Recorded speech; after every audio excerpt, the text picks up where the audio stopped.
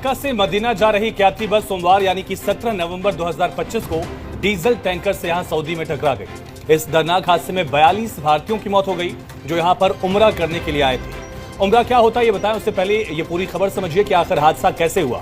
दरअसल ये बड़ा हादसा भारतीय समय के अनुसार रात लगभग 1:30 बजे मुफरी हाट नाम की एक जगह पर हुआ।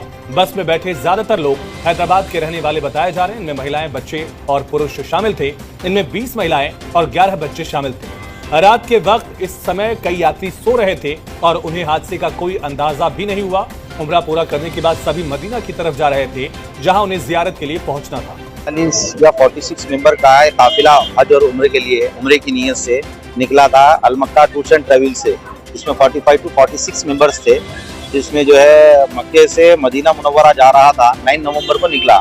मदीना मुनव्वरा से 25 किलोमीटर पहले एक वाकया पेश आया जिसके अंदर कार जो है जल गई। उसमें बहुत सारों के फैमिली मेंबर्स से, मेरे 7 मेंबर्स है उसके अंदर।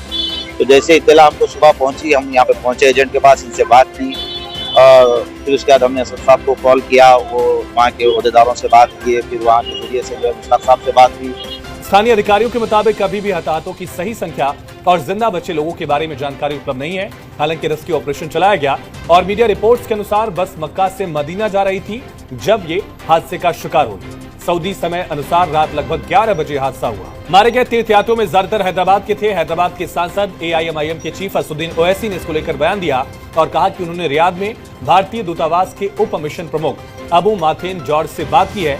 उन्होंने आश्वासन दिया है कि वो मामले की जानकारी इकट्ठा कर रहे हैं और कहा कि उन्होंने हैदराबाद की 2 ट्रैवल एजेंसी से भी कांटेक्ट किया और यात्रियों का पूरा विवरण जो है, जानकारी जो है वो रियाद दूतावास और विदेश सचिव के साथ साझा की गई है। केंद्र से यानी केंद्र सरकार से मदद की मांग करते हुए असुद्दीन ओवैसी ने कहा कि मैं केंद्र सरकार, खास तौर से भारत के विदेश मंत्री डॉक्टर S जयशंकर से अनुरोध करता हूं कि इन शवों को भारत वापस लाया जाए और अगर कोई घायल है तो उन्हें उचित चिकित्सा उपचार सुनिश्चित किया जाए। इस बात की गुजारिश ओवैसी ने की है।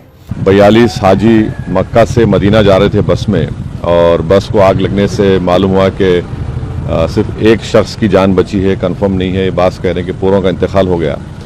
तो मैंने इंडियन एम्बेसी रियाद में जो DCM है अबू माथेन जॉर्ज साहब से मेरी बात हुई और उन्होंने मुझसे कहा कि कौंसल जनरल जिद्दा भी और वो ख़ुद इस पर मालूमात हासिल कर रहे हैं और जो भी ज़रूरी कार्रवाई करना है वो करेंगे। हैदराबाद के सांसद ओवैसी ने आगे कहा कि बस में 42 हज यात्री सवार थे।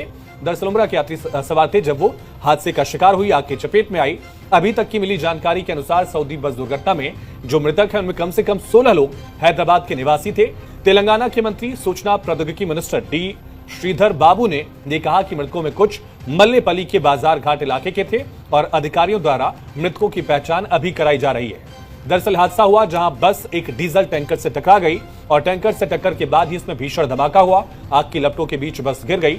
यात्रियों को बाहर निकलने का मौका नहीं मिला और 43 यात्रियों में से 42 यात्रियों की जान चली गई है। अब तक की उपलब्ध जानकारी के अनुसार ये पूरा इन्फो सामने आया। अब उम्रा क्या है समझिए। दरअसल उम्रा को इस्लाम के पवित्र कार्यों में से एक माना जाता है। एक छोटी तीर्थ यात्रा है, हज से बिल्कुल अलग है।